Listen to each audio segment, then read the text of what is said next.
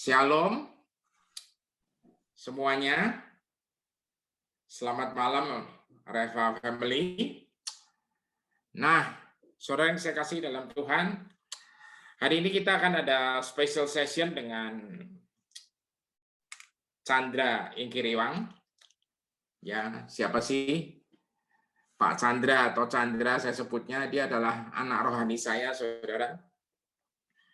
Udah cukup lama saya kenal dia. Ya, tapi rupanya baru sekarang kita bisa punya acara bareng. Nah, beliau adalah pakar di dalam bidang ilmu psikologi. Ya, gelarnya tuh Master Psikologi, saudara. Lah lanjutannya apa aja nanti biar dia jelasin. Ya, tapi sebelum itu, saudara catat baik-baik semua materinya karena kita akan bertemu dia untuk kali ini itu 2 sesi, 2 Senin. Senin ini dan Senin depan.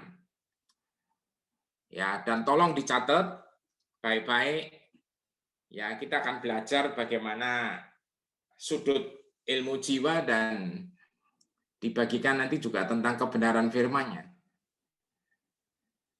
Saya cuma mau bilang saudara satu, Tuhan itu ternyata memang luar biasa keren. Ya. Dan sebelum kita masuk, saya ingin sharing satu ayat tapi dari beberapa versi sekaligus. Ya, jadi izinkan saya berbagi dari 3 Yohanes 1 ayat 2. Ya, ini versinya TB bilang, saudaraku yang kekasih, aku berdoa, semoga engkau baik-baik dan sehat-sehat saja dalam segala sesuatu, sama seperti jiwamu baik-baik saja. Ya. Versinya The Passion bilang, teman yang terkasih, aku berdoa supaya kamu makmur dalam segala hal dan supaya kamu terus menikmati kesehatan yang baik, sama seperti jiwamu makmur. Ya, your soul is prospering. Nah, sebentar saudara, lihat baik-baik ya. Ayat ini dimulai dengan saudaraku yang kekasih atau teman yang terkasih. Siapa sih dia? Inilah surat dari Rasul Yohanes kepada teman terkasihnya, teman baiknya yang memimpin sebuah gereja lokal, tapi tidak disebut di mana, saudara. Tapi suratnya dikirim. Nah, menurut sejarah, waktu surat ini dikirim, saudara, itu para rasul yang lain udah berangkat duluan. Berangkat kemana? Udah pulang. Tapi Yohanes memang masih ketinggalan, karena ada misi khusus. Nah, saudara, siapa yang dimaksud? Yaitu Gaius, saudara, namanya. Ya, siapa Gaius? Menurut sejarah diduga Gaius ini adalah salah satu dari 70 murid yang diutus Yesus. Saudara ingat di dalam salah satu kisah di kitab Injil, Yesus mengutus 70 murid untuk pelayanan dan salah satunya itu namanya Gaius ini, menurut dugaan keras. Nah, saudara, saya tadi kita lihat tulisan makmur atau prosper ya.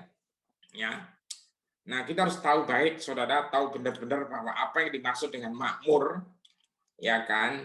Makmur itu kalau Alkitab ngomong bukan soal duit, saudara. Ya kan, definisi prosper dari Webster Dictionary itu bicara to become strong and flourishing.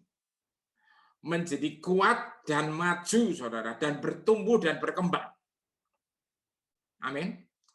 Jadi artinya bahwasanya definisi ini bilang bahwa kalau jiwa kita makmur itu artinya kita jiwanya kuat dan bertumbuh maju. Amin. Nah, saudara, kali ini saya tambahin satu lagi versi yang agak ajaib. Ya, ini versi OGB. Apa ini? Ya kan, Orthodox Jewish Bible. Kok tiba-tiba punya model gini, Pak? Ya ini gara-gara satu rekan kita, satu keluarga di sini yang namanya Vera. Ya kan, ini ternyata hobi ngudek-ngudek yang kayak ginian, saudara. Jadi tadi saya juga nanya dia ini. Ya, saya bacanya juga ngeri, saudara, karena itu bicara, ya itu to kafir, atau apa, it is my tefillah that all may be hatsloha, ya kan, with you. Nah, itu saudara bacaannya kayak gitu, tapi saya mau artikan kurang lebih begini, saudara. Ya kan, rekan-rekan seperjuanganku adalah doaku bahwa semuanya, ya kan, itu mengalami satu kesuksesan dengan Anda, ya, saudara, that you may be, engkau akan mengalami itu loh, shalem be guf, itu nggak ngerti cara bacanya, mohon maaf, ya kan, itu artinya adalah satu kepenuhan lengkap, whole. Saudara, kalau Anda bersama Yesus, Anda ketemu Yesus, itu semua Anda dibikin whole. You make me whole, utuh, menjadi utuh. Jadi roh, jiwa, tubuhnya harus utuh. Amin. Saudara, ya, sehat, saudara. Just as your nefes atau soul atau jiwa, ya kan? Jadi jiwa atau kehidupan, ya, itu is masliyah. Artinya apa sih? Itu makmur, ya kan, dan accomplishing, menuntaskan satu misi dengan sukses, menuntaskan destiny yang ditetapkan. Saudara bayangin, saudara, betapa hebatnya, ya. Jadi Tuhan merancang dan Tuhan siapkan semua ini, dan di sini Rasul Yohanes tulis surat kepada saudara terkasihnya. Dia berdoa supaya mereka tuh mengalami kepenuhan ini loh, sekalipun dalam segala tantangan. Jadi roh, jiwa, tubuhnya whole, utuh, supaya destiny atau rancangan yang Tuhan tetapkan atas Anda, termasuk di dalamnya dream with God, bermimpi bersama Tuhan, itu akan tercapai. Yang setuju angkat tangan. Amin. Saudara yang saya kasihi, mari saya ajak saudara untuk explore ke dalam, ya. Jadi Tuhan itu kepengen roh, jiwa, tubuh Anda sempurna, betul ya? Halo? Perhatiin baik-baik, ya kan? Nah, Anda boleh catat semua materi ini, dan Anda boleh siapkan pertanyaan. Nanti kita akan ada sesi tanya jawab di akhir sesi ini. Tentunya yang berkaitan, ya, yang related. Jangan yang tidak berkaitan, nanti malah geladrah kemana-mana, saudara. Ya, nanti ada moderatornya. Siapa moderatornya? Pak Oyo Atioso. Ya, Mas Oyo. Nah, dengan sukacita, satu acara yang digadang-gadang bersama akhirnya kejadian juga. Saya serahkan platform Reva Fellowship hari Senin kepada Chandra Ingkiriwang. Silakan, Chandra. Ya, halo, shalom semuanya. Yang bisa dengar suara saya, ya lambaikan tangan. Happy sekali malam ini bisa sebenarnya apa ya, bukan berkhotbah lebih tepatnya Pak David ya, hanya berbagi Pak. Berbagi nilai-nilai hidup, pengalaman-pengalaman yang apa ya, yang selama ini saya dapatkan. Jadi kalau boleh sedikit cerita, mundur ke belakang. Oh iya, sebelumnya saya berterima kasih untuk Pak David, Ibu Lydia, Ria, yang saya sudah anggap adik saya sendiri, lalu juga ada Oyo, ada Noni, sudah mensupport untuk akhirnya kami bisa bertemu. Walaupun dalam kondisi video conference ya, tapi nggak apa-apa, it's okay, karena tidak ada batasan dalam hadirat Allah, itu yang kita percaya bersama. Happy sekali. Halo, semuanya masih oke? Clear ya? Saya mohon maaf, saya takut ada gangguan sinyal dan sebagainya, jadi kalau saya suruh lambaikan tangan ya untuk menandakan bahwa kita semua saling terkoneksi dengan baik.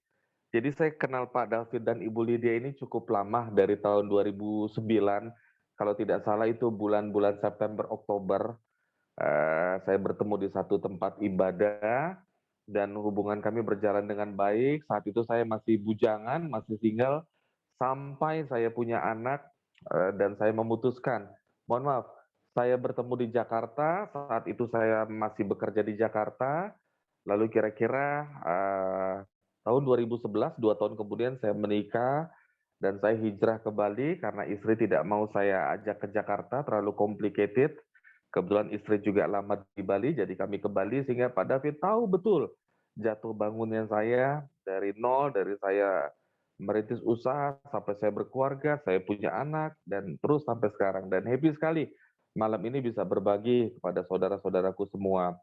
Saya berharap bahwa kita mau sama-sama membuka hati dan pikiran untuk sama-sama menerima nilai-nilai baru, pengalaman-pengalaman baru, walau sekecil apapun itu.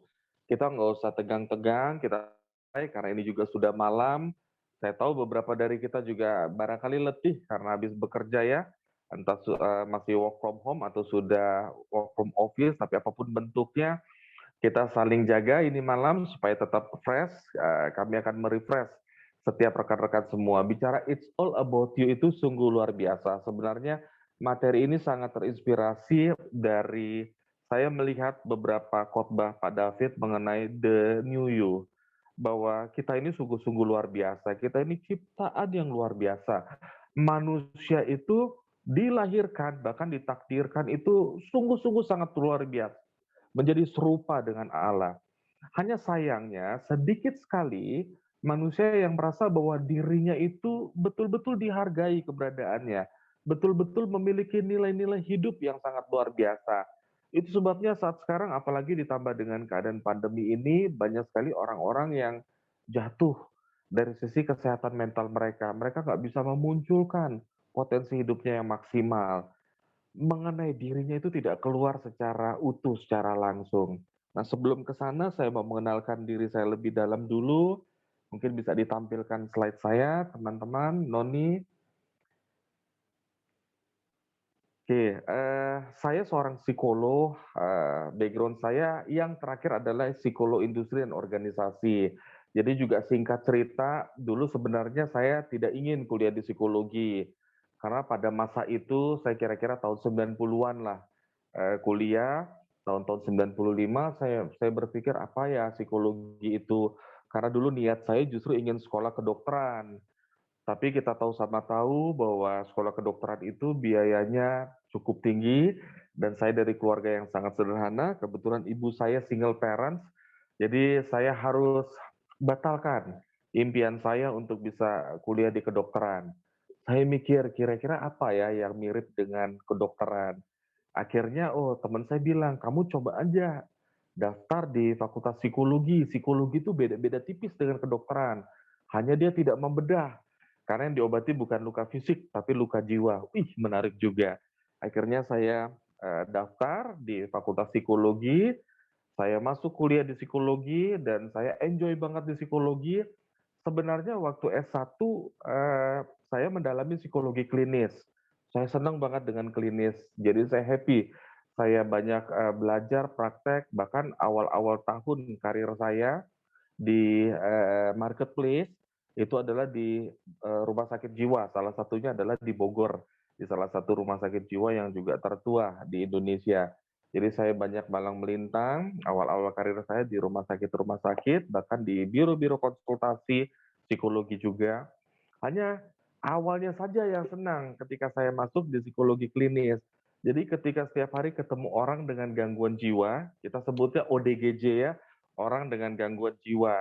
Kalau dulu banyak orang bilang orang yang mengalami keterbelakangan mental itu dibilang orang sakit jiwa atau orang stres atau boleh dibilang orang gila. Nggak boleh sebenarnya. Sekarang bahasanya sudah berubah. Karena apapun bentuknya, manusia itu harus dihargai sebagaimana dirinya. Jadi kita harus real menilai manusia, harus menerima satu paket. Kadang-kadang manusia itu hanya mau menerima kelebihannya saja, tidak mau menerima kekurangannya. Nah, berangkat dari situ, maka orang-orang yang mengalami gangguan kejiwaan tidak boleh lagi dikatakan sebagai orang sakit jiwa atau orang gila, tapi kita perhalus namanya dengan ODGJ, orang dengan gangguan kejiwaan. Nah, awal-awalnya saya happy ketika bertemu orang-orang dengan gangguan kejiwaan. Saya mikir, kok mereka bahagia banget ya hidupnya gitu loh, nyaris tanpa beban. Setiap hari ketawa gitu loh. Kita aja juga diajak ketawa. Tapi itu cuma bertahan kurang lebih selama 3 bulan. 3 bulan loh saya happy. Wah kayaknya nggak pernah stres nih. Ketemu orang ketawa terus. Lewat dari 3 bulan saya yang stres. Mereka yang ketawa-ketawa, saya yang stres. Karena apa? Rupanya sulit sekali bergaul dengan ODGJ atau orang dengan gangguan kejiwaan. bagaimana cara kita memahami perilaku mereka lebih dalam, itu sangat sulit. Nah, yang parahnya lagi, semakin saya mencoba untuk memulihkan mereka, ingin mencoba menyembuhkan mereka, justru nggak ada yang sembuh. Yang ada makin malah tambah kacau, makin tambah depresi, makin histeris gitu loh. Pada saat itu saya belum kenal Tuhan. Saya hanya asik masuk menjalani profesi saya. Akhirnya saya mikir, saya kayaknya butuh bertemu dengan orang-orang yang memiliki potensi yang luar biasa. Ah, saya kayaknya nggak tepat nih masuk di psikologi klinis.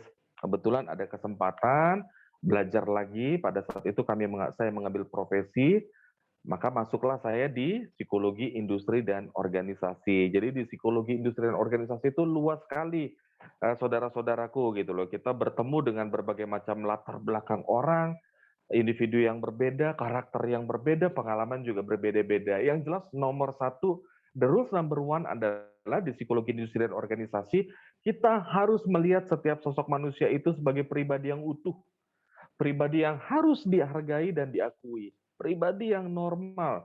Tidak boleh kita menjudgment setiap individu itu jelek adanya atau memiliki kelemahan, itu nggak boleh. Karena setiap individu itu pasti bisa diangkat potensinya. Nah, itu sebabnya saya mengambil di psikologi industri dan organisasi.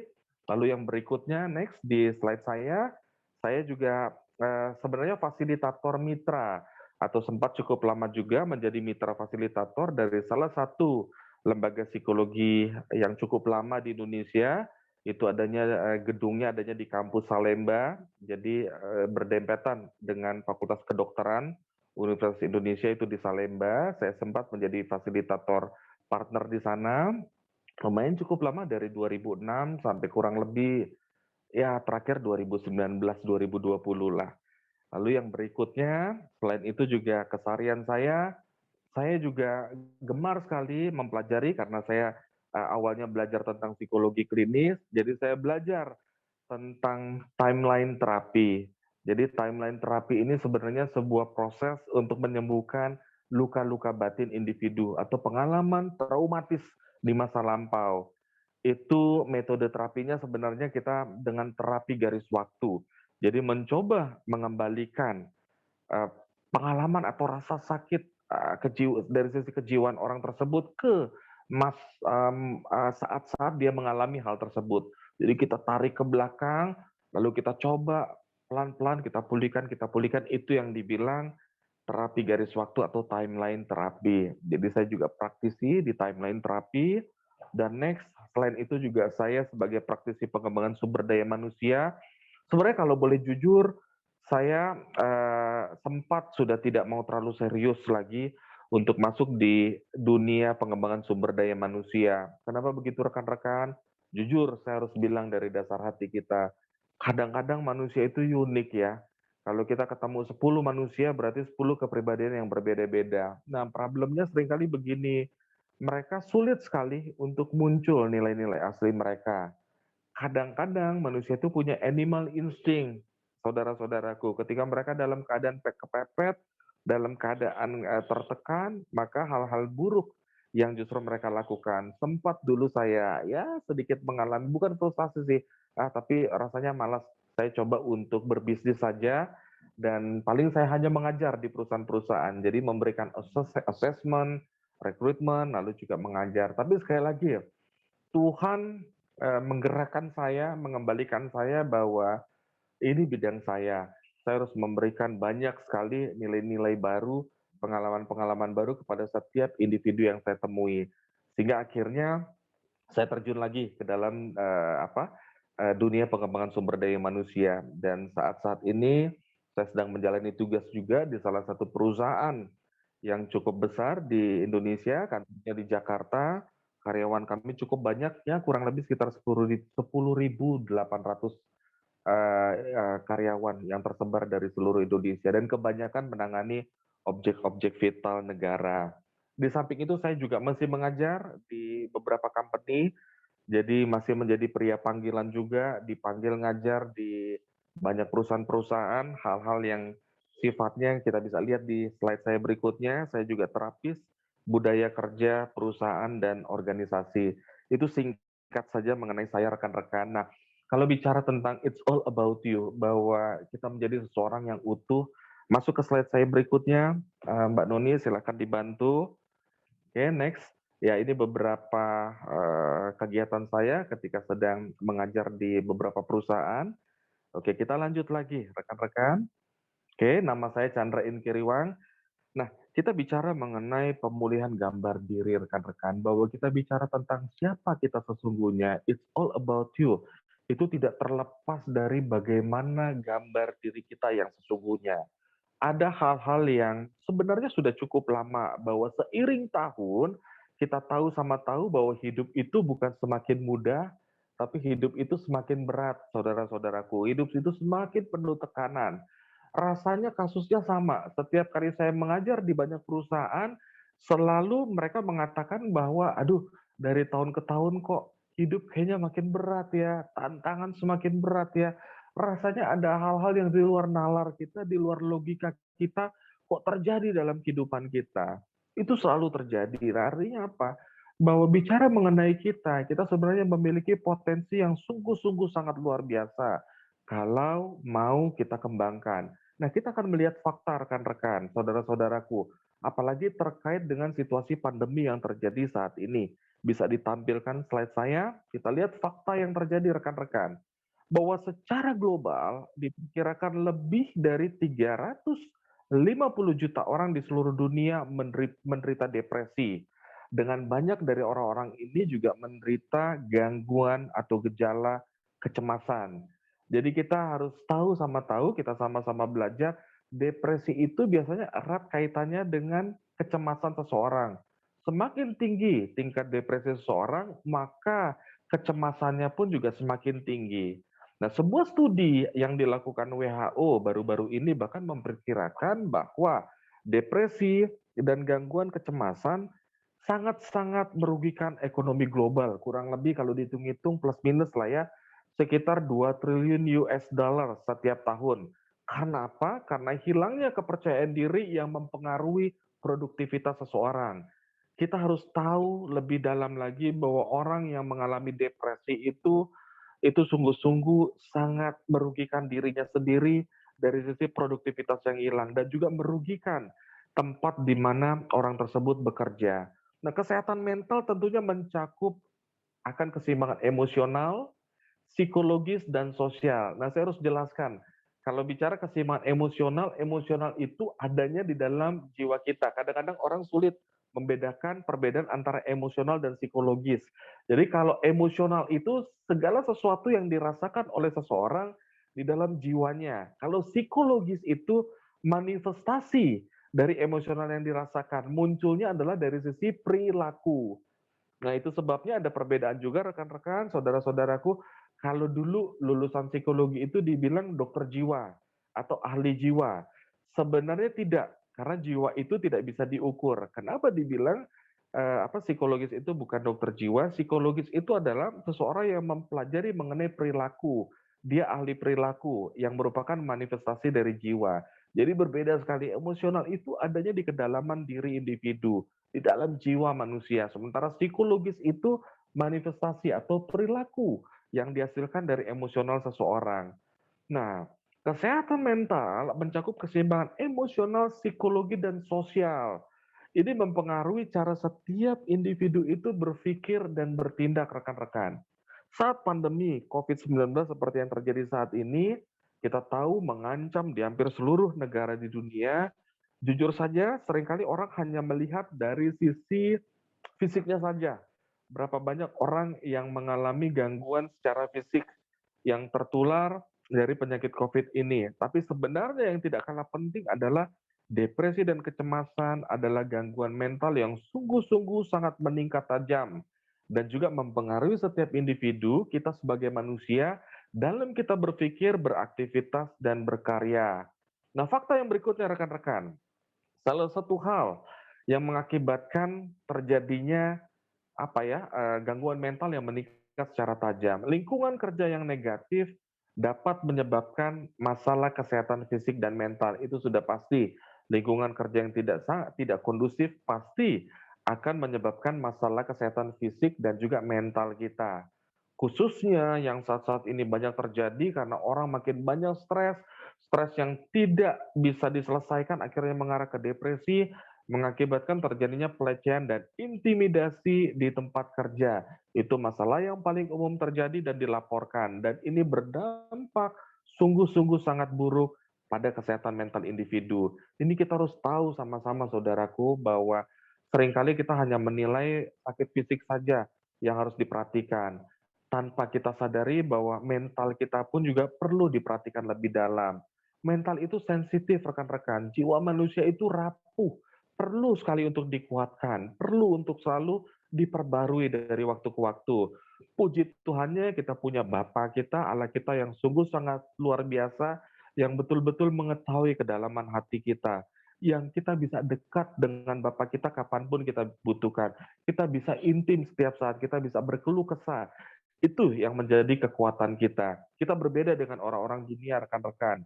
Secara jujur harus saya katakan bahwa kita yang memiliki Bapa yang luar biasa, kita itu berbeda dengan orang dunia pada umumnya. Kita memiliki kekuatan mental yang harus lebih baik daripada orang-orang lain pada umumnya. Karena itu tadi, Bapak kita sungguh-sungguh sangat memproteksi kita, sungguh-sungguh sangat memberikan kekuatan dan perlindungan bagi kita.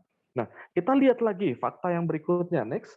Kita lihat di slide kita bagaimana kesehatan mental di dunia kerja. Ini nyata rekan-rekan, tidak bermaksud untuk membuat khawatir atau menakut-nakuti. Kita lihat dari bagan yang sebelah kiri atas. 64% dari 100% individu atau pekerja itu melakukan pekerjaan mereka bahkan saat mereka sedang stres. Jadi ini betul-betul nyata terjadi di sekitar kita rekan-rekan. Bahwa 64% dari 100% individu yang yang disurvei itu mereka melakukan pekerjaan mereka bahkan saat ketika mereka dalam keadaan stres rekan-rekan. Nah, lanjut lagi ke yang bawah rekan-rekan. Kita lihat sebelah kiri bawah rekan-rekan bahwa 24%. Ini fakta, 24% dari 100% individu percaya bahwa mental mereka sangat-sangat mengganggu pekerjaan mereka. Jadi 24% percaya bahwa 24% percaya bahwa mereka mengalami serangan panik atau gelisah saat mereka berada di tempat kerja mereka. Nah, kita lanjut lagi rekan-rekan ke sebelah kanan bawah yang 41%. 41% individu atau pekerja dari 100% yang disurvei atau terjadi bahwa mereka didiagnosa memiliki isu mengenai gangguan kesehatan mental. Jadi sebenarnya agak mengkhawatirkan ya rekan-rekan ya. 40% dari 100% individu yang disurvei, mereka didiagnosa memiliki isu mengenai gangguan kesehatan mental. Dan kita lihat di sebelah kanan atas, 52%, sekali lagi 52% individu percaya bahwa mental mereka sungguh-sungguh sangat mengganggu pekerjaan mereka. Nah, dari sekian banyak ini, kalau kita lihat hanya 25% saja yang merasa nyaman menjalani hari-hari mereka yang sehat secara mental. Gampangnya begini deh, kalau saya mau tabulasikan secara sederhana, dari 100 orang yang kita temui, sebenarnya faktanya hanya 25% saja orang yang merasa nyaman menjalani hari-hari mereka dan mereka yang dikatakan sehat secara mental. Artinya apa? Ada 75% orang-orang di sekitar mereka yang sebenarnya mereka mengalami gangguan mental atau tidak sehat secara mental. Hanya tidak terlihat rekan-rekan. Kenapa nggak terlihat? Alasannya sederhana. Manusia itu selalu bertopeng. Mereka memiliki topeng. Jadi ada wajah asli manusia, tetapi ada juga topeng manusia. Nah, yang kita bisa lihat itu sebenarnya hanya 20%-nya saja. Jadi kalau saat ini saya melihat saudara-saudara, saudara-saudara melihat saya, sesungguhnya kalau boleh jujur dari sisi ilmu perilaku atau psikologi, apa yang saya lihat atau rekan-rekan lihat mengenai saya itu hanya memancarkan 20%-nya saja. 20%-nya ada di alam bawah sadar individu. Itu sebabnya rekan-rekan ini juga cukup mengkhawatirkan bahwa 75% orang-orang di sekitar kita itu mereka menjalani kehidupan mereka itu penuh dengan tekanan, penuh dengan beban, stres yang terlampau berlebihan yang akhirnya memunculkan depresi. Nah, next kita lihat slide yang berikutnya lagi. Ini juga fakta rekan-rekan. Oke, kita melihat bahwa individu atau pekerja percaya bahwa pemilik perusahaan atau boleh dikatakan simpelnya majikan mereka itu berperan dalam mendukung kesehatan mental para pekerja atau individu tersebut.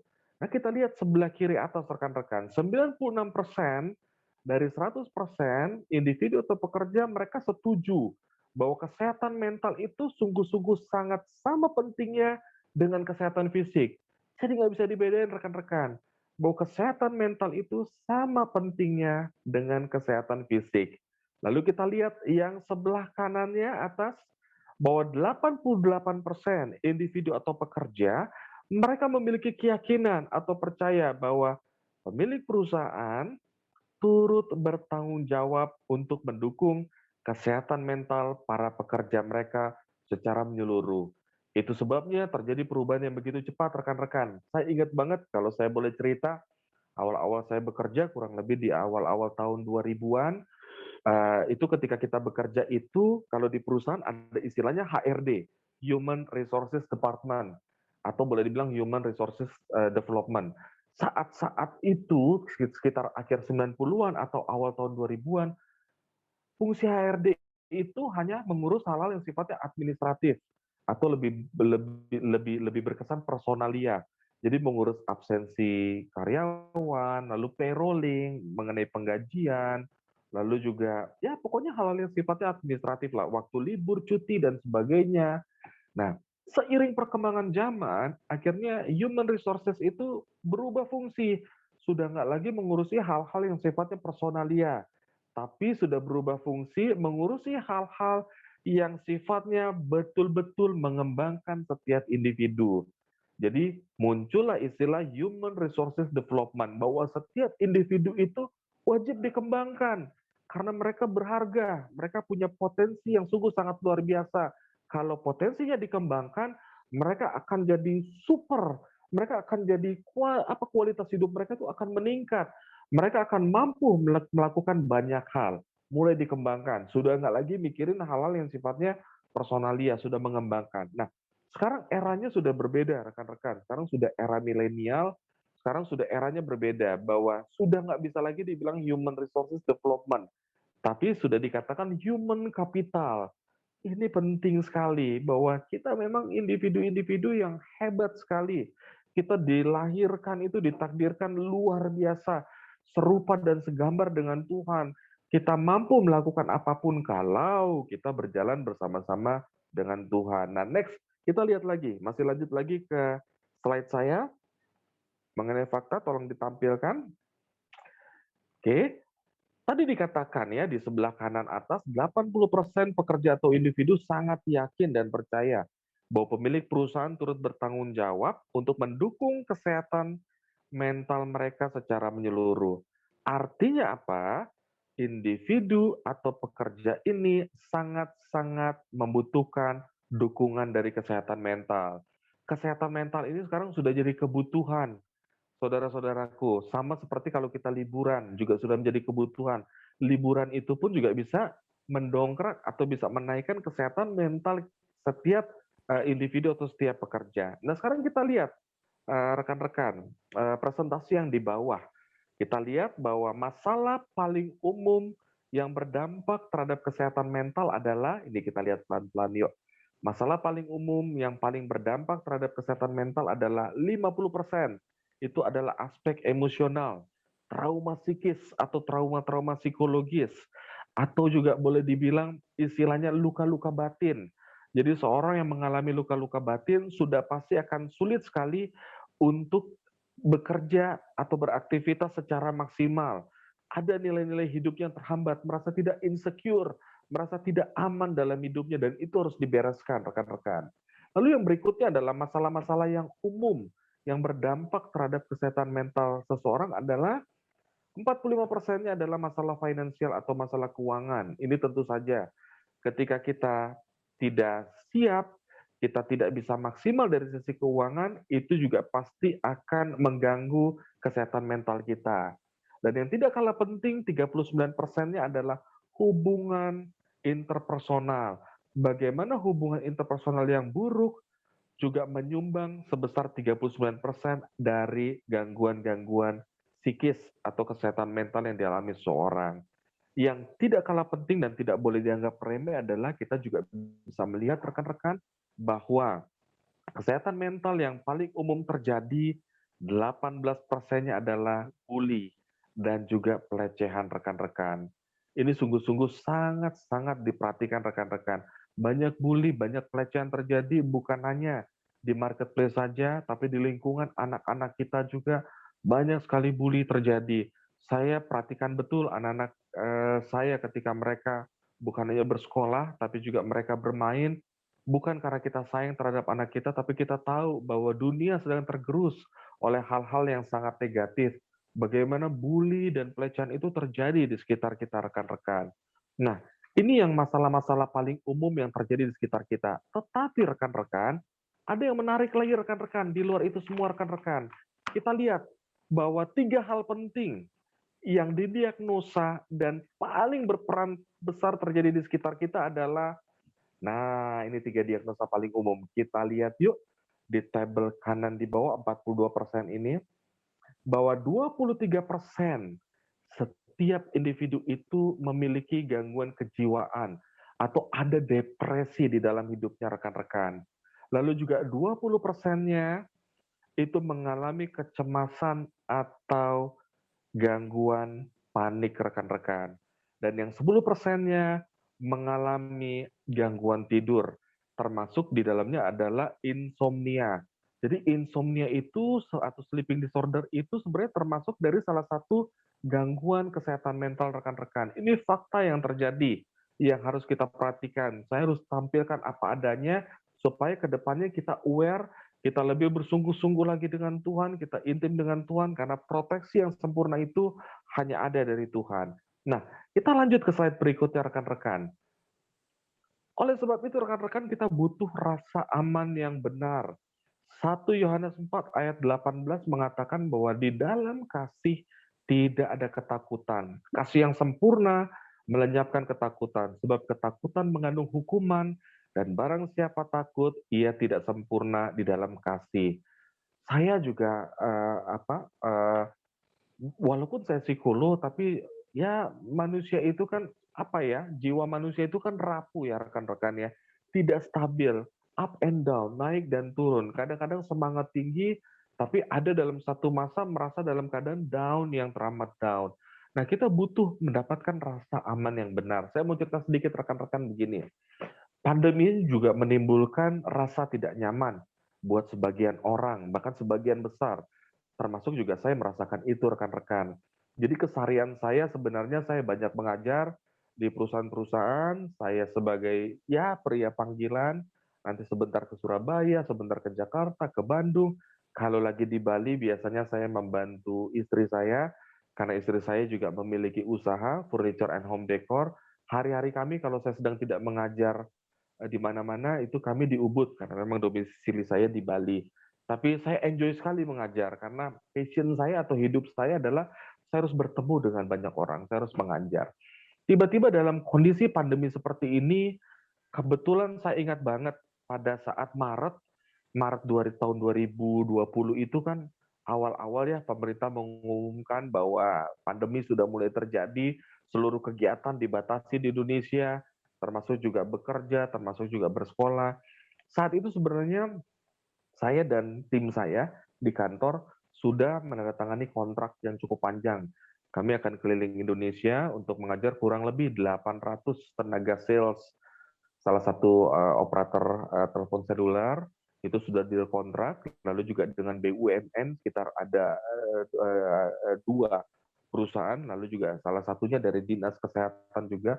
Jadi kami sudah ramalkan bahwa di tahun 2020 itu sepanjang tahun, ya kurang lebih selama 2-3 minggu kami akan berkeliling Indonesia untuk mengajar. Tiba-tiba terjadilah pandemi, yang rupanya secara jujur harus dikatakan begini, teknologi itu bagus, teknologi itu baik, Tapi ada hal-hal yang tidak bisa disentuh secara teknologi. Artinya begini, secara psikologi kalau kita mengajar, memberikan assessment kepada orang-orang, kepada karyawan-karyawan di perusahaan, itu butuh human touch, saudara-saudaraku. Itu butuh kedekatan emosional yang seringkali tidak bisa kita lakukan kalau dilakukan secara virtual seperti ini. Akan berbeda sekali hasil atau treatmentnya. Nah itu juga terjadi di saya rekan-rekan. Jadi saya ingat banget, Maret tahun 2020, saya pikir paling hanya 3 bulan. Rupanya tidak, pandemi terus berlanjut. Di Bali juga tambah parah, karena kebetulan di tempat saya tinggal di Bali ini 85% perekonomian itu ditunjang dari sisi pariwisata. Hanya 15%-nya bukan pariwisata. Kebayang dong betapa masyarakat Bali ini sangat bergantung hidup dari pariwisata. Termasuk saya dan keluarga juga, karena istri saya punya galeri di Ubud. Itu tamu-tamu yang begitu banyak, mereka tiba-tiba harus keluar dari Bali rekan-rekan. Itu sepi sekali rekan-rekan. Dan saya bergumul dari waktu ke waktu, dari bulan ke bulan. Tapi saya tahu ini tidak aman dan tidak nyaman buat saya. Saya hanya bisa yakin, pasrah, mengandalkan hidup sepenuhnya, bergantung penuh terhadap Tuhan. Hari-hari kami karena tidak ada aktivitas yang begitu berarti juga, ya. Oke, setiap setiap setiap pagi, setiap sore saya berolahraga, sampai akhirnya gini, dalam kondisi saya olahraga, anak-anak saya suka ikutin main sepeda. Nah, di Bali kan kita tahu ya, hampir seluruh rumah di Bali itu pasti memelihara binatang peliharaan. Dalam hal ini anjing. Jadi anjing-anjing di Bali itu banyak sekali berkeliaran. Nah, saya lagi asik jogging, anak saya bilang, "Pak, saya mau muter ya ke kompleks sebelah. Papa jalan-jalan lewat sawah, nanti kita ketemu di ujungnya." Oke. Nah, tiba-tiba dalam kondisi saya olahraga begitu, anak saya naik sepeda, muter, menghilang dari saya mikir, itu kan di gang sebelah kompleks saya itu banyak sekali anjing gitu loh, dan saya takut sekali kalau mereka sampai digigit kan harus disuntik rabies dan sebagainya. Akhirnya saya kejar, saya lari duluan, dan benar, saudara-saudaraku, itu beberapa ekor anjing sudah lari mengejar anak saya. Tapi anak saya tuh nggak ada rasa takut. Dia sambil ketawa-ketawa, sambil naik sepeda terus lari mendekati saya. Saya yang ngos-ngosan lari mendekati mereka, terus saya bilang sama anak saya 2 orang laki-laki, Noah dan Noel, jagoan saya bilang, "Noah, Noel, kamu kok ada anjing itu bukannya muter lagi, kok malah kamu nekat, jalan terus gitu loh. Emangnya nggak takut digigit anjing?" Dengan entengnya mereka cuma bilang begini, "Kenapa harus takut? Orang ada papa, papa pasti lari ngejar anjingnya yang takut sama papa." Nggak lama setelah itu saya lanjut lagi olahraga. Dalam olahraga saya tiba-tiba saya seperti tersadar, seakan-akan ada sesuatu dorongan yang berbicara dalam hati saya yakin itu Roh Kudus. Roh Kudus seperti bilang begini ke saya, "Seperti itulah aku menjagamu anakku." Itu saya ingat banget. Itu Maret 2021. 1 tahun setelah pandemi di Maret 2020. Saya ingat banget dalam olahraga sore itu seperti Tuhan berkata kepada saya, Roh Kudus berkata kepada saya, "Seperti itulah aku menjagamu anakku." Dalam keadaan itu saya merenung, iya ya Tuhan, buat apa harus saya takut ya? Toh buktinya dalam keadaan yang sangat sulit pun Tuhan masih pelihara kami masih tetap bisa makan, anak-anak masih bisa tetap belajar dengan baik. Tidak lama setelah itu saya nangis, saya minta ampun, saya bilang, "Tuhan, saya ini harusnya memberikan nilai-nilai baik kepada orang lain. Tapi kok malah saya merasakan rasa yang tidak aman ya, saya ingin kembalikan Tuhan. Saya ingin punya rasa aman yang benar terhadap-Mu Tuhan." Nggak lama setelah itu, rekan-rekan, ada satu keajaiban terjadi dalam hidup saya. Itu awal Maret 2021, saya ingat banget, pertengahan April saya dipanggil ke Jakarta. Dipanggil ke Jakarta, dikontrak atau diajak bekerja sama oleh salah satu perusahaan yang tadi saya katakan di awal, perusahaan ini cukup besar, memiliki kurang lebih 10.800 karyawan yang tersebar di berbagai daerah di Indonesia, dan kebanyakan kami memegang objek vital nasional. Saya masuk di perusahaan tersebut, saya megang masuk di bagian program dan consultingnya. Saya mikir, ya ampun, hal-hal yang selama ini kalau kita takut, kita nggak berpegang penuh pada Tuhan, maka cuman stres dan depresi saja yang kita dapatkan. Saya nggak mau itu terjadi, Tuhan. Tuhan mengajarkan saya banyak hal. Jadi yang pertama adalah bagaimana cara kita bisa betul-betul apa ya eh, menjadi diri kita yang sesungguhnya, gambar diri kita dipulihkan. Yang pertama, kita harus ketemu rasa aman kita yang benar. Itu kita nggak bisa dapatkan dimanapun selain dengan Tuhan. Yang kedua, rekan-rekan, saya harus agak cepat. Kita lihat slide yang berikutnya. Cara kita berpikir. Artinya begini, cara kita berpikir. Bahwa jika kita memperlakukan diri kita sendiri jika kita tidak memperlakukan diri kita tidak dengan sikap hormat, maka orang lain akan mengikuti apa yang kita lakukan. Jadi respect terhadap diri sendiri perlu, rekan-rekan. Kadang-kadang begini, saking penuh tekanan dalam hidup kita, sampai kita tidak bisa menghargai hidup kita yang sesungguhnya. Kita merasa bahwa hidup kita yang paling malang. Kita merasa bahwa kita tidak bisa keluar dari keadaan ini. Ada salah satu hukum hidup yang menarik, rekan-rekan. Jadi hidup itu memiliki banyak hukum. Salah satu hukum hidup yang menarik itu adalah hukum ketertarikan atau hukum tarik-menarik. Kalau rekan-rekan tahu atau saudara-saudara tahu, law of attraction itu sungguh nyata, saudara-saudaraku. Jadi salah satu hukum dunia, hukum hidup yang paling menarik itu adalah hukum tarik-menarik kehidupan. Gampangnya begini, kalau kita berpikir positif, maka hal-hal yang positif atau keberuntungan-keberuntungan itu lebih mudah mendekati hidup kita. Kebalikannya, saudara-saudaraku, kalau kita berpikir dari sisi yang negatif, maka hal-hal yang tidak baik pun juga mudah sekali datang dalam hidup kita. Contoh paling gampang begini, saya selalu latih ini menjadi sebuah kebiasaan di keluarga kami. Setiap kali bangun pagi, selalu kami melakukan afirmasi positif bahwa hidup kami sungguh-sungguh disayang Tuhan, kami diakui, dihargai oleh Tuhan, kami menjadi berkat untuk orang lain, kami bisa menjadi nilai-nilai yang baik buat orang lain, hidup kami bahagia dan penuh kesehatan. Maka sepanjang hari pun juga kita akan lalui dengan sangat nyaman, dengan sangat indah. Ekspresi wajah kita pun juga selalu berbinar-binar. Bagaimanapun beratnya tantangan hidup kita atau pekerjaan kita, apapun yang kita lakukan itu selalu menyenangkan, rekan-rekan. Tapi kebaliknya, kalau kita bangun pagi dengan hal-hal yang negatif, penuh dengan kekhawatiran, penuh dengan ketakutan, maka percayalah, satu hari yang kita lalui itu bukan menjadi hal-hal yang baik untuk kita, bahkan menjadi hal-hal yang tidak menyenangkan untuk kita. Dan ada perbedaan, rekan-rekan, dari cara kita berpikir. Ini sangat psikologis sekali, sangat terlihat sekali. Contoh paling sederhananya begini, orang-orang yang hidupnya selalu positif, maka akan memandang segala sesuatu secara positif. Orang-orang yang cara hidupnya negatif, maka akan memandang sesuatu dalam hidupnya secara negatif juga. Gampangnya begini deh, kalau di marketplace, di tempat kita kerja, atau kalau rekan-rekan di sini masih ada saudara-saudaraku yang masih ada sekolah atau kuliah, dimanapun lah, katakanlah begini.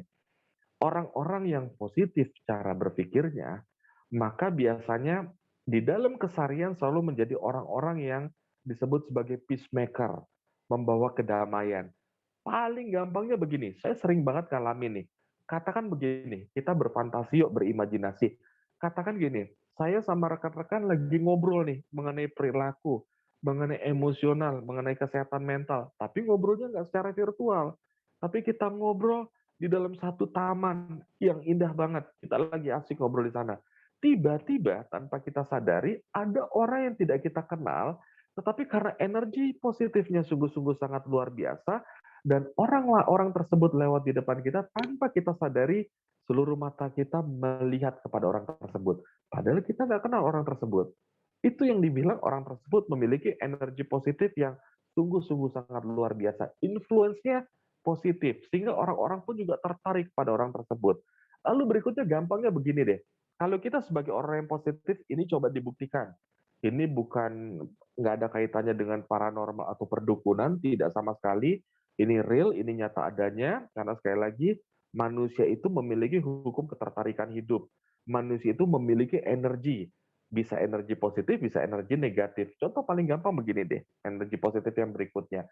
Katakan kita lagi jalan-jalan, terus kita lapar, kita masuk ke dalam satu kafe atau restoran. Saat itu restoran tersebut sepi, tapi karena kita energinya positif, coba perhatikan deh. Nggak lama kita makan, suka nggak mengalami kondisi seperti ini?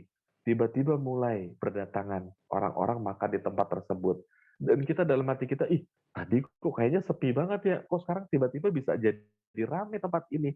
Pernah nggak mengalami seperti itu? Kalau kita pernah mengalami seperti itu, berarti energi di dalam diri kita adalah energi yang positif. Nah, kebalikannya rekan-rekan, orang-orang yang positif selalu dibilang orang-orang yang sebagai peacemaker. Tapi ada di dalam lingkungan kita orang-orang yang orang-orang yang dalam hidupnya bukan sebagai peacemaker tapi sebagai troublemaker. Selalu membawa masalah dalam hidupnya. Contoh paling sederhana atau paling gampangnya begini. Katakan kita datang ke tempat kerja kita, ke kantor kita, pagi-pagi. Oh, belum jamnya kerja nih, kita masih bisa sarapan bareng sama rekan-rekan kerja. Kita sarapan bersama di sana, tiba-tiba lagi asiknya sarapan sambil ngobrol, sambil bercanda-bercanda. Ada satu orang teman kita yang dalam keseharian itu, orang tersebut sebagai troublemaker di sekitar kita. Segala sesuatu tuh dipandang negatif. Pikirannya tuh yang jelek-jelek terus. Setiap orang itu nggak ada yang benernya deh buat dia. Bosnya selalu salah, anak buahnya dia juga selalu salah. Pokoknya selalu skeptis dalam hidupnya. Nah, teman kita yang selalu bernegatif thinking ini datang. Dia sih nggak ngomong apa-apa, cuman pengen duduk bareng-bareng dengan kita.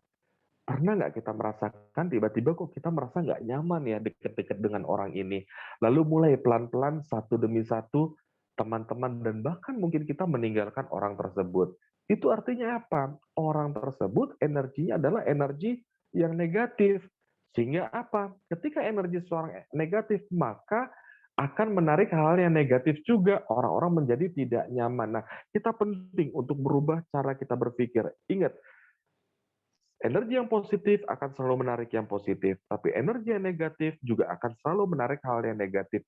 Jadilah kita orang-orang yang memiliki cara berpikir yang positif, meskipun dalam keadaan penuh tekanan, meskipun dalam keadaan yang tidak enak sekalipun.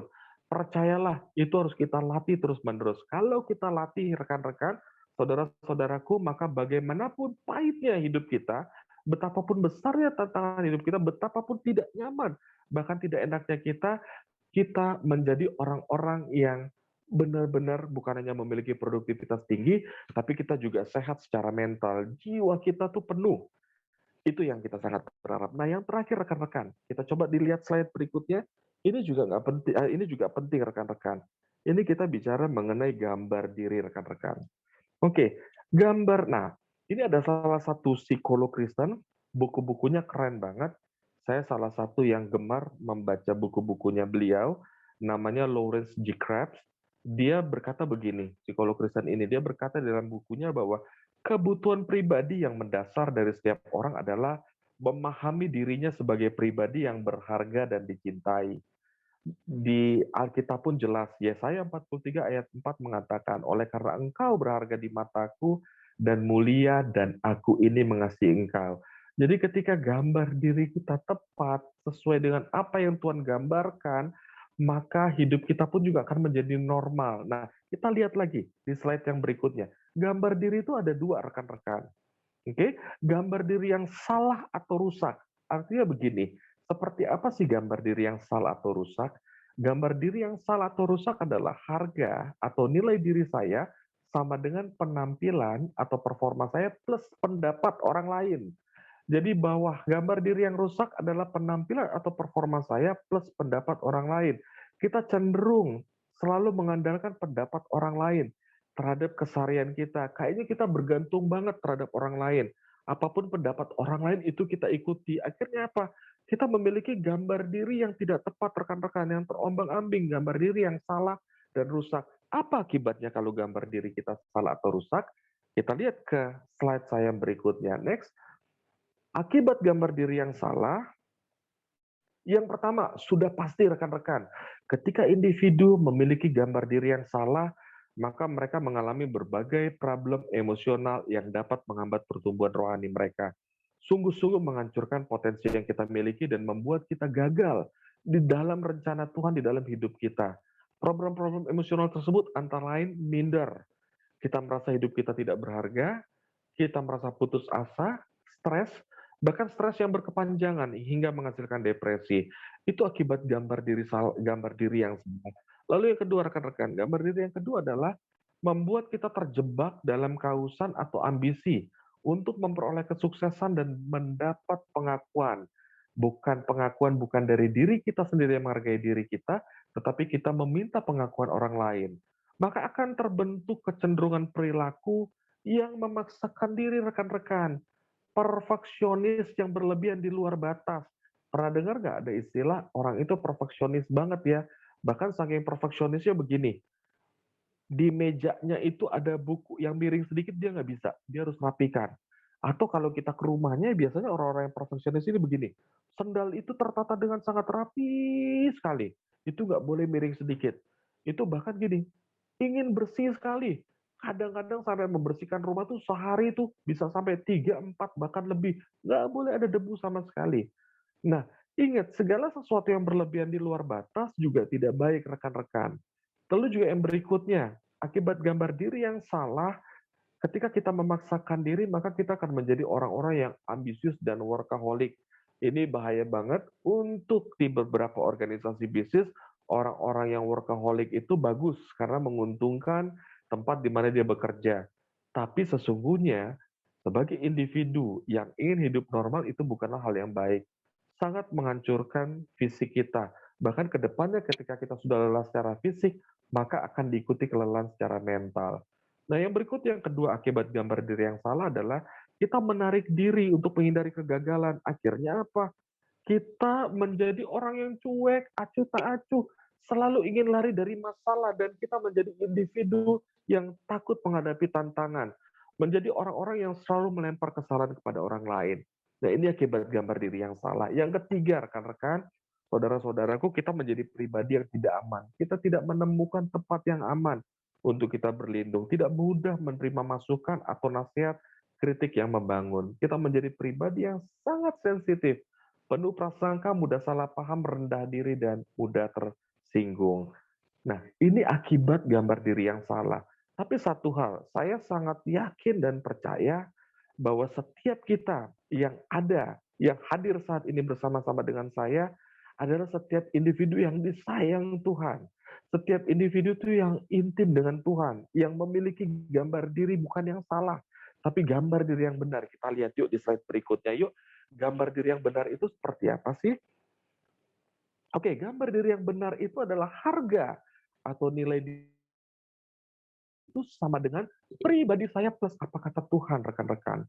Bahwa gambar diri yang benar adalah harga atau nilai diri saya sama dengan pribadi saya plus apa kata Tuhan. Nah, apa tanda-tandanya orang-orang yang memiliki gambar diri yang benar? Kita masuk ke slide yang berikutnya. Ada 4 hal rekan-rekan, bahwa tanda seseorang mengalami pemulihan gambar diri. Yang pertama, hati yang bergembira, selalu ada sukacita yang selalu baru, sekalipun menghadapi kesulitan dan masalah. Ingat, seseorang yang dipulihkan batinnya akan memiliki sukacita yang terpancar dari raut wajahnya. Tadi sempat saya singgung bahwa tidak peduli bagaimana orang tersebut menjalani hari-harinya.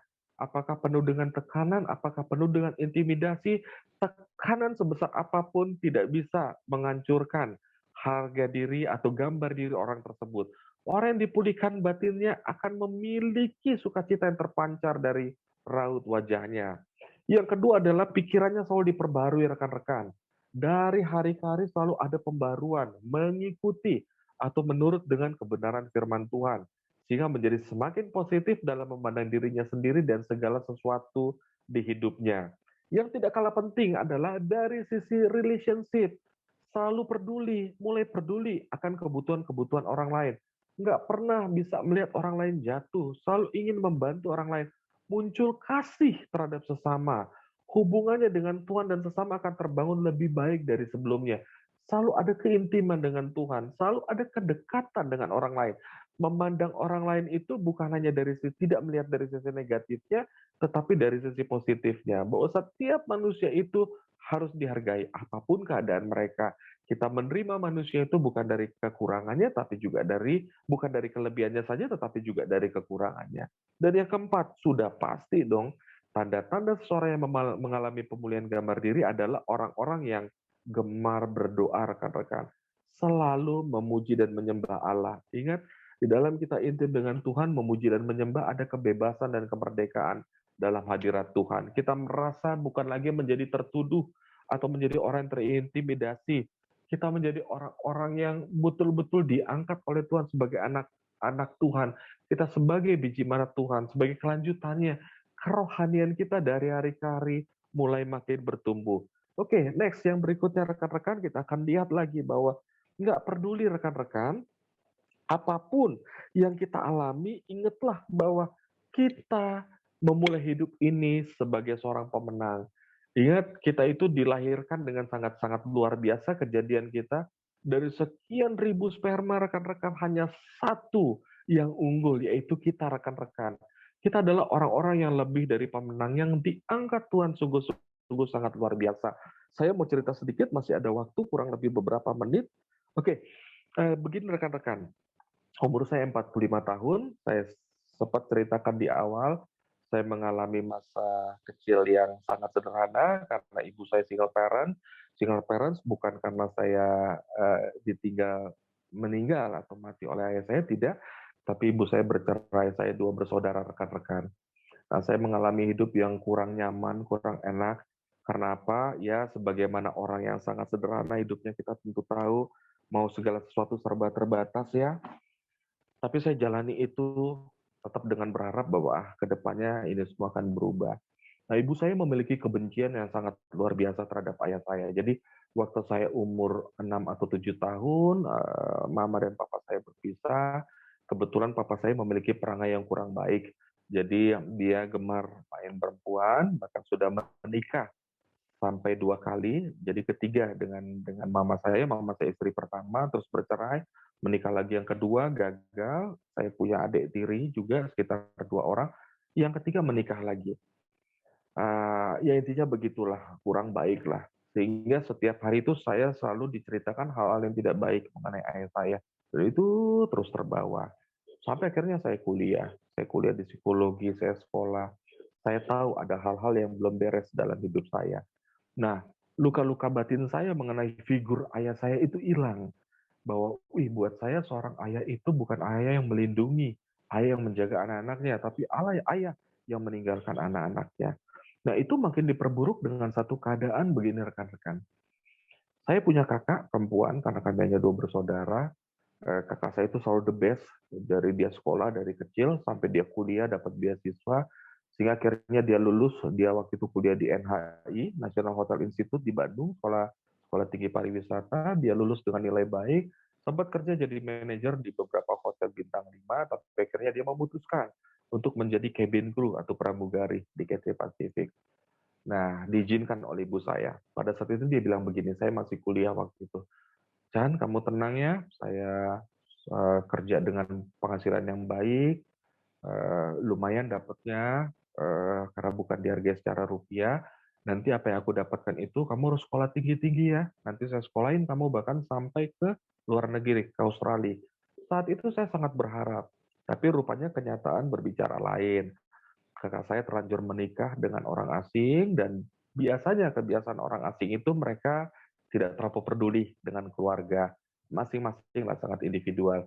Sehingga apa yang dicita-citakan saya bahwa saya akan disekolahkan tinggi-tinggi itu gagal. Kalaupun saya bisa sekolah tinggi-tinggi itu betul-betul murni karena perjuangan hidup. Jadi saya harus raih dengan susah payah. Jadi ada hal yang tidak baik dalam diri saya. Pertama apa? Saya nggak memiliki rasa aman yang benar. Karena saat itu saya tidak mengandalkan hidup saya sepenuhnya dengan Tuhan. Yang kedua, gambar diri saya rusak. Bukan hanya oleh ayah saya, tapi juga oleh kakak saya. Nah, singkat cerita sudah. Saya lalui hidup saya, seolah saya seperti anak tunggal, jadi saya hanya berdua saja dengan ibu, karena kakak saya juga menjauh dari keluarga. Sampai saya bekerja, bahkan sampai ketemu Pak David, Bu Lydia pun, bahkan sampai saya menikah pun juga, ayah saya nggak datang, kakak saya nggak datang, karena memang saya tidak tahu keberadaan ayah saya di mana. Singkat cerita, rekan-rekan, kira-kira 3 tahun lalu, 2018, itu saya ingat banget bulan Maret, jadi saya masih 42 tahun pada saat itu. Mungkin karena kecanggihan teknologi ya, media sosial juga. Intinya gini, kakak saya 3 bulan nyari saya. Dan akhirnya mendapatkan saya di Bali. Dia datang ke Bali, dia beranikan diri, dia ketemu saya, dia peluk saya, dia nangis, dia kaget melihat saya sudah punya anak-anak. Dan saya heran dia bisa tahu rumah saya dari mana.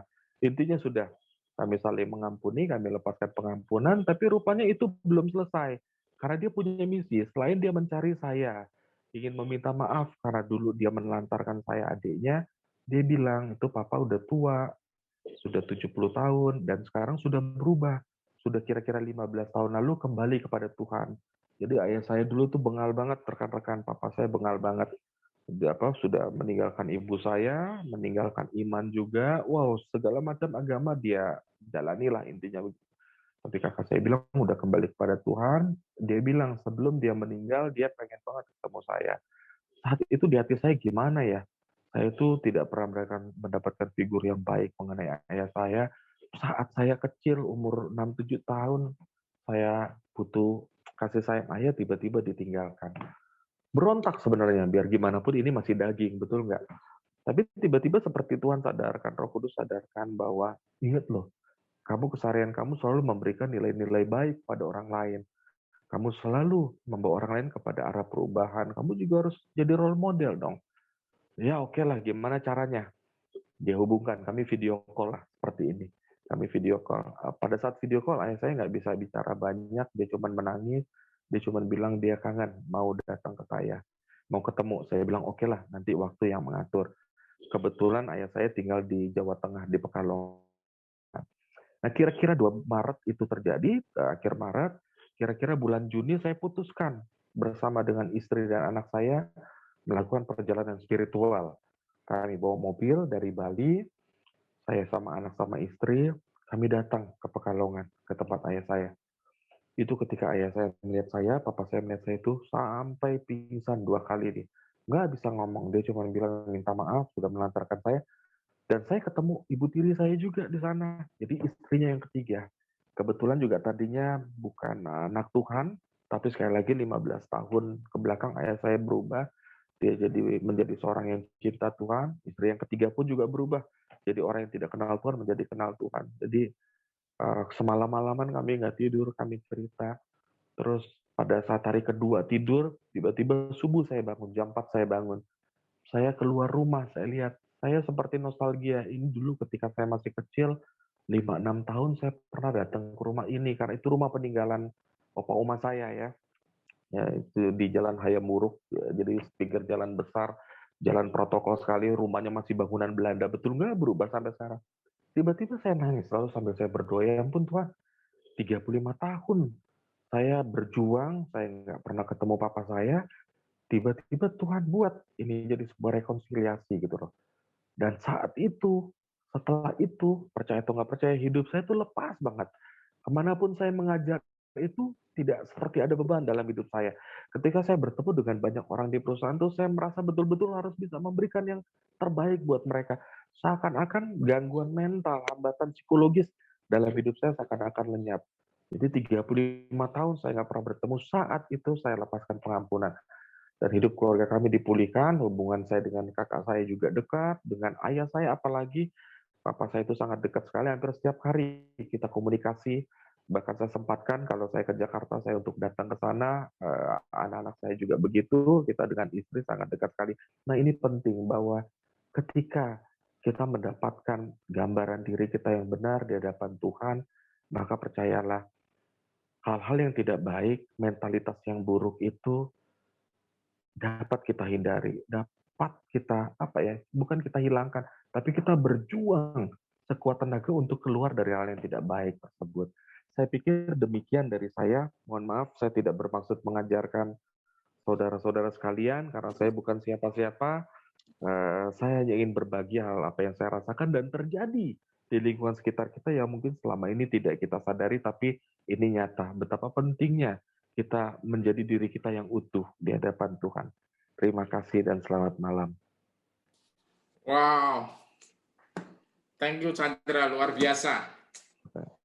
Saudara, sebelum kita dengar pengumuman dan sebagainya, saya mau close dengan satu ayat. Yohanes 15 ayat 9. Ya, Yohanes 15 ayat 9, seperti Bapa telah mengasihi aku, demikianlah juga aku telah mengasihi kamu. Saudara, ini telah ya, jadi dia sudah mengasihi Anda dan saya. Tinggallah di dalam kasihku itu. Jangan kemana-mana, saudara. Tinggal di dalam kasihnya.